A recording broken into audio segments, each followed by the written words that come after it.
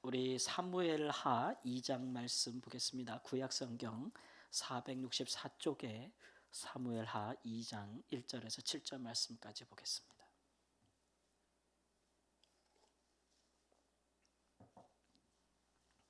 사무엘하 2장 1절에서 7절 말씀입니다.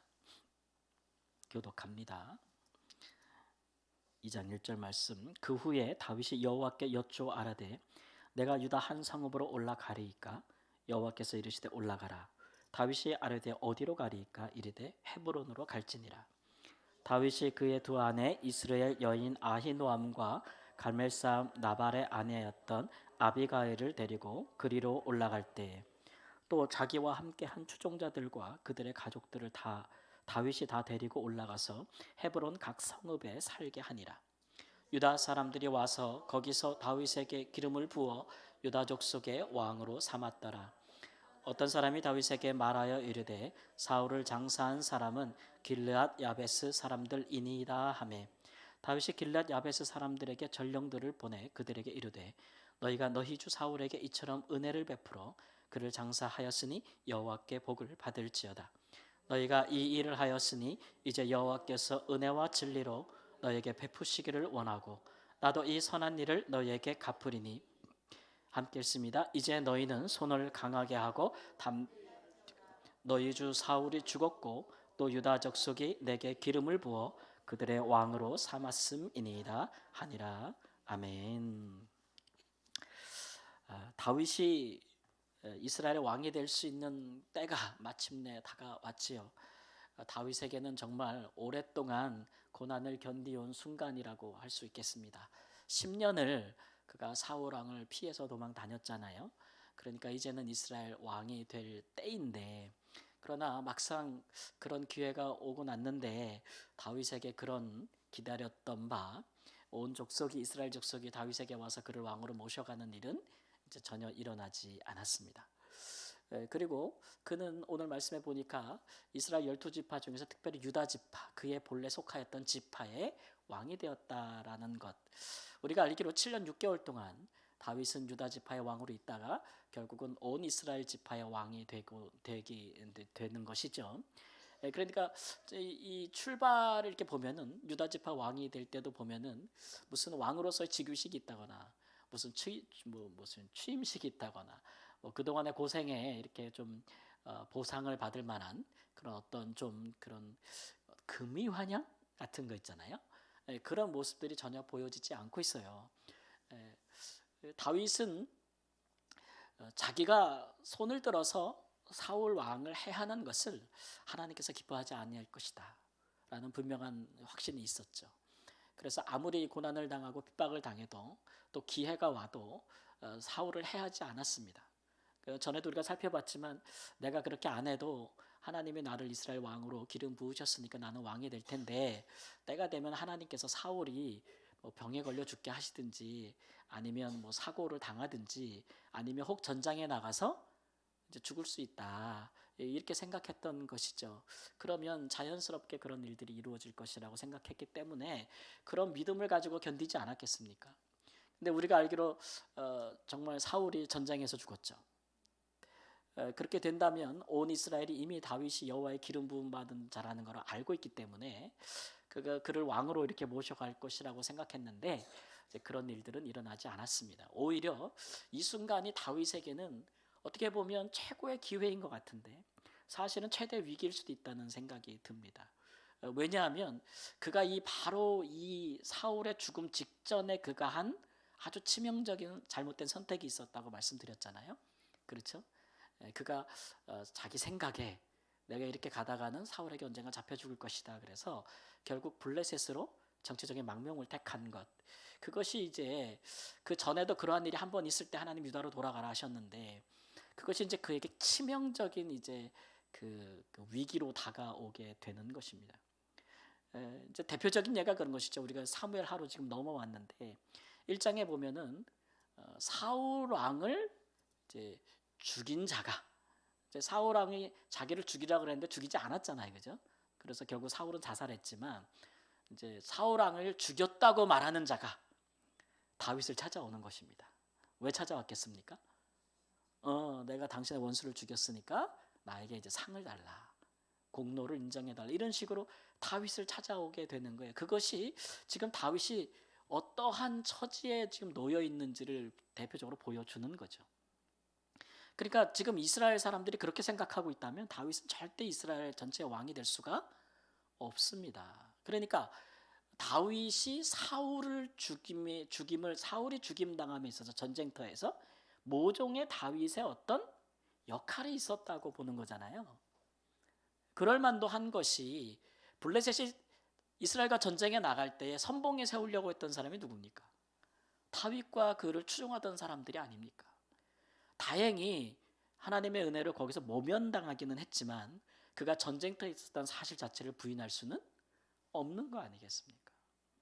그러니까 이스라엘의 왕이 되려나 하는 자가 이스라엘의 원수들과 적군들과 한패가 되어가지고 전쟁터에 있었을 뿐만 아니라 그가 그들 중에 하나가 되었다 라는 것은 다윗에게는 정말 치명적인 것이죠. 그러니까 사울을 죽였다고 하는 자가 다윗을 찾아오지 않겠습니까? 다윗이 너무 그것이 큰 오해를 불러올 수 있기 때문에 그렇게 와서 자기가 죽였다고 말하는 사람을 다윗이 그 자리에서 죽여버리지 않습니까? 그렇게 하고선 다윗이 또 하는 게 뭐냐면 사울 왕과 그 아들들의 애가 있잖아요. 장례 때 부를 노래를 짓습니다. 그래서 그것을 막 부르면서 슬퍼하면서 유다 족속들에게 막 그 노래로 슬퍼하라고 가르치고 막 그렇게 전해줍니다. 이렇게 하는 행보가 다 무엇 때문입니까? 그런 오해를 지금 벗어나려고 하는 거예요. 자기가 사울의 몰락과 그 죽음에 다윗이 정치적으로 어떤 영향력을 행사했다라는 것들에 대해서 너무 지금 급한 상황인 거죠. 이미 이것을 벗어나야 되는 거예요. 예.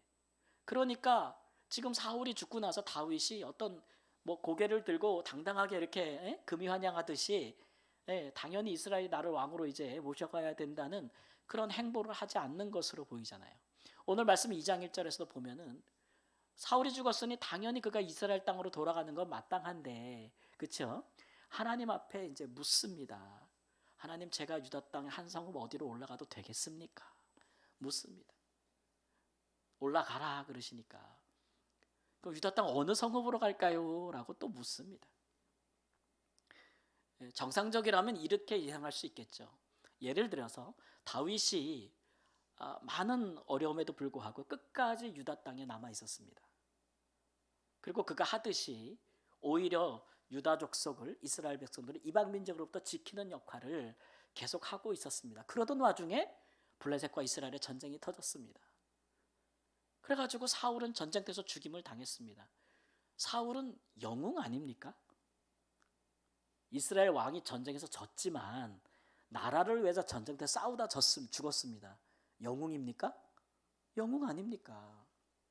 그런데 이스라엘 땅에 남아있던 다윗이 그런 와중에 하여튼간 이스라엘을 블레셋을 지키기 위해서 측면에서 지원하고 그 일을 수습하려고 했다고 해보십시오. 아마 이렇게 다윗이 정말 고개 숙이고 유다 땅으로 돌아오는 일은 일어나지 않았을 겁니다. 오히려 저마다 막 다윗을 모셔가려고 그랬겠죠. 그런데 다윗을 모셔가려고 하는 사람은 아무도 없었습니다.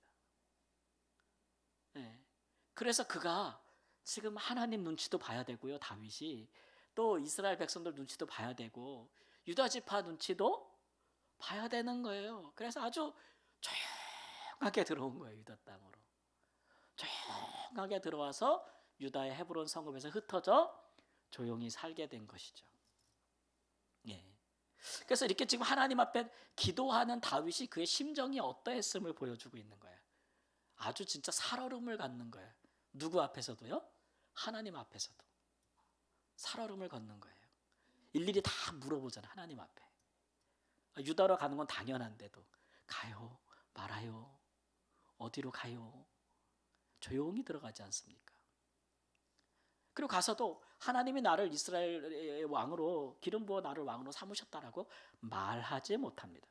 오늘 4절에도 그렇고 7절에도 그렇고 자기가 유다 지파의 왕이 된 것을 뭐라고 얘기했냐면 유다 사람들이 와서 거기서 다윗에게 기름을 부어 유다 족속의 왕으로 삼았더라 이렇게 이야기하고 있어요. 그러니까 자기가 유다 지파의 왕이 된 것에 대한 지금 주도권이 누구한테 있는 것 같아요? 같은 거라도 표현이요. 예, 하나님이 말이죠.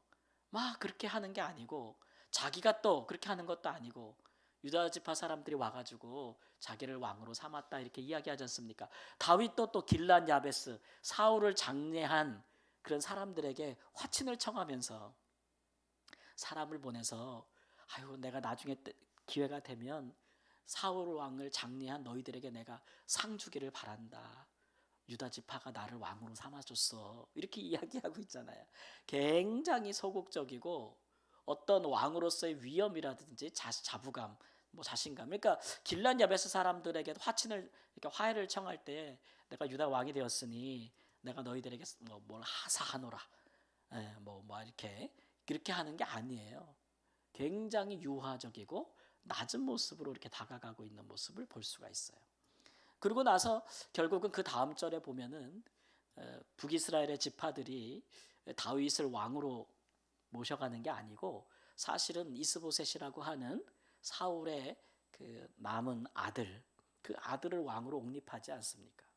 그러한 것도 결국은 다윗이 이게 유다 지파를 떠나서 이스라엘 땅을 떠나서 정치적으로 망명한 결과가 이렇게 여파가 크다는 것을 알 수가 있어요. 그러니까 다윗은 지금 10년을 버텨왔는데 또 이스라엘 왕이 되기 위해서 또 다른 시간을 견뎌야만 되는 날들이 또 남게 되는 거죠.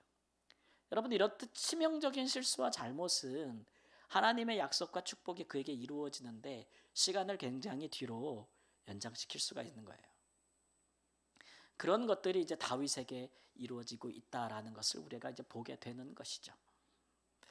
제가 다윗 같았으면 되게 힘들었을 것 같아요. 마음이 10년을 그렇게 견뎠는데 또 이스라엘 왕이 되지 못하고 기약 없는 날들을 또 가야 된다는 것이 얼마나 어려웠을까. 마음이 힘듦이 그런 거 하나 그런 마음이 들기도 하지만 또 한편으로는 그 모든 것이 결국 누구의 허물이에요? 자기가 잘못 선택한 자기의 실수, 잘못 그것 때문에 오는 결과기 때문에 다윗이 그것을 참 잘 받아들이는 면도 있는 것 같아요. 다윗을 보면 다윗이 이제 우리가 사울 왕과 다윗을 이렇게 비교하게 되잖아요. 근데 결국 그들의 두 왕으로서의 면모를 비교하게 되면 다윗이 사울보다 하나님 앞에 범죄를 덜 한 것이냐, 잘못을 덜한 것이냐, 그런 거 보면은 도덕적 윤리적으로만 따지자면 그렇지는 않은 것 같아요. 예. 오히려 다윗도 뭐 사람을 죽이기도 하고 간음하기도 하고 막 그런 일들도 많지 않습니까? 예. 그리고 뭐 사울 왕 통치 때에는 뭐 왕자들의 난 이런 건 없지 않습니까? 다윗의 통치 때는 왕자들의 난도 한 번 되고 여러 번 벌어지고 자식들 사이에 서로 살생이 벌어지지 않습니까? 그런 것들은 다윗의 허물과 죄 때문에 일어난 측면이 굉장히 많습니다. 예. 그럼에도 불구하고 이제 다윗과 사울을 비교할 때 우리가 이제 비교하는 점은 뭐냐면 사울은 어느 순간 하나님을 완전히 버렸어요. 마음에서 완전히 버렸어요. 하나님을 완전히 버렸다 그러잖아요. 그래서 하나님과 관계가 끝나버린 사람이죠. 근데 다윗은 자기가 잘할 때나 잘못할 때나 하나님을 버린 적이 없어요. 특히 이제 자기가 뭘 잘못했잖아요. 이렇게 잘못한 순간이라든지 아니면 나중에 뭐 바세바를 간음을 행하거나 아니면 그 남편을 죽이거나 살인 교사하거나 이런 일이 벌어져서 자기의 어떤 허물과 죄악이 딱 드러났을 때 그럴 때 다윗이 취한 행보를 보면은 하여튼간 하나님 앞에서 살기 위해서 아주 납작 엎드리는 모습이 있어요. 그러니까 다윗은 내가 이제 왕이 됐으니까 원하는 거 다 이뤘으니까 나는 하나님 없어도 살만해. 이제 나는 내 꿈을 다 이뤘어. 내 인생의 목표를 다 이뤘어. 이제 나는 다른 나라와 같은 왕으로 살 거야. 라는 마음을 결코 먹지 않았다는 거죠. 자기가 죄도 짓고 잘못도 하지만 다윗은 내가 여기까지 온 것은 다 하나님의 은혜고 하나님이 내게 기름을 부어서 왕을 삼은 거기 때문에 지금 이렇게 지경 이렇게 잘못된 것도 내가 하나님 앞에 잘못했기 때문이야. 내 죄 때문이야. 그래서 정말 죄를 짓고 나서 뻔뻔하게 하나님 앞에 하나님을 배척하고 탁 버리는 게 아니고 하나님 앞에 살려달라고 매달리는 거예요. 다윗은. 예. 그런 부분에 있어서 다윗이 하나님의 이제 그 은혜와 긍휼을 얻은 것이다 이렇게 이야기할 수가 있는 거죠. 지금 자기가 잘못된 것을 수습하는 과정을 한번 보세요. 하나님 앞에 납작이 엎드려서 하나님 앞에 일일이 다 묻고 구하고 그렇게 행보를 하고 있지 않습니까? 예. 자기가 뭐 잘못하고 나면 사울 왕은 하나님이 중요하지 않았어요. 사무엘 전자가 하나님을 지적해도 알겠다고 이렇게 얘기해놓고, 근데 지금 귀족들이 나를 보고 있고 백성들이 나를 보고 있으니까 그들 앞에서 내 체면 좀 세워주고 그들 앞에서 나를 부끄럽게 좀 하지 말고 나와 함께 가서 제사도 드리고 기도도 해달라, 사람들 보게 퍼포먼스 해달라 막 이렇게 이야기하잖아요. 그죠? 그 진정으로 자기의 잘못을 시인하는 모습은 아닌 거예요. 근데 다윗은 그렇지 않잖아요. 자기가 뭐 잘못하게 되면 그게 지적을 받으면 그게 하나님 앞에 사람들 앞이든 그냥 옷을 다 그냥 벗더라도, 그죠? 예, 그냥 그 앞에서 자기 잘못을 공개적으로 회개하고 하나님 앞에 용서해 달라고 빌고, 예, 또 자기가 밧세바와 간음해서 아이가 태어났는데 그 아이의 생명을 하나님이 데려가려고 하니까 살려달라고 그 아이가 죽을 때까지 금식하고 신하들 앞에서 막 그러지 않습니까? 그리고 막 두문물질하고 왕으로서의 업무도 감당하지 못하고 맨날 자기 침상에서 울면서 하나님께 회개하고 몸이 다 쇠약해지도록, 자기 신체가 다 쇠약해져가지고 왕으로서의 재판이 내리고 하나도 못했어요. 다윗은 자기가 범죄한 것 때문에 자기 자신에 대한 너무 큰 실망감, 하나님 앞에서 자기가 범죄했다는 것에 대한 너무 큰 고통스러움 때문에 왕이고 뭐고 그냥 하나님 앞에서 자기 자신이 다 육체적으로 정신적으로 쇠할 때까지 회개하고 또 회개하고 그런 일들을 굉장히 오랫동안 했거든요. 그러니까 왕인 것을 떠나서 하나님 앞에 한 사람으로서의 자기 자신의 영혼의 생명과 거룩함과 속죄함을 위해서 그런 부분에 대해서 다윗은 하나님 앞에서 정말 항상 하나님 앞에서 행한 사람이라 할 수 있는 거죠. 우리가 하나님과의 이게 관계를 맺을 때 그렇지 않습니까? 하나님과의 관계를 맺을 때 우리는 한 번도 하나님 앞에 실수나 잘못이나 그런 것들을 하지 않는 존재가 되도록, 그런 존재로서 우리가 하나님과 사랑의 관계를 맺고 가는 게 아니지 않습니까? 그렇죠? 하나님과 우리 사이의 관계에는 우리가 때로는 잘못 선택해서 하나님을 떠났다가, 그러나 그것에 대해서 회개하고 하나님께 다시 돌아오고 잘못을 반성하고 하나님 앞에 그것을 수습하려고 노력하고 하는 그런 모든 것이 함께 다 들어있는 것이 하나님과의 우리의 사랑의 관계인 줄 믿습니다. 네. 그 사실 다윗의 통치만 보면은 이 사람이 훌륭한 왕이라는 것들에 대해서 정말 그렇게 평가할 수 있을까 할 정도로 얼룩진 부분이 굉장히 많아요. 내전도 있었잖아요. 내전.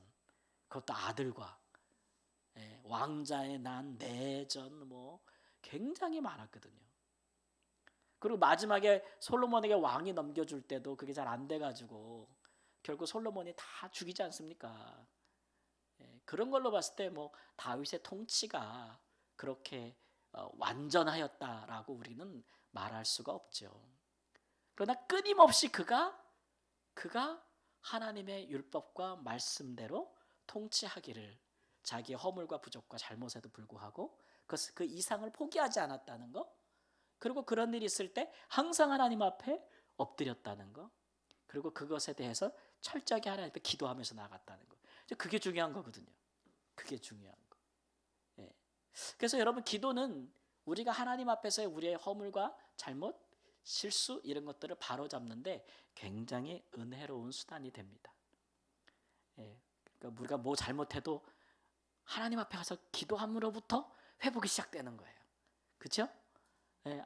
아무리 뭐 내가 지금 내 삶이 내 잘못된 선택 때문에 막 엉망진창이 됐어도 그것을 다시 내가 수습하려면 하나님 앞에 가는 게 제일 먼저예요.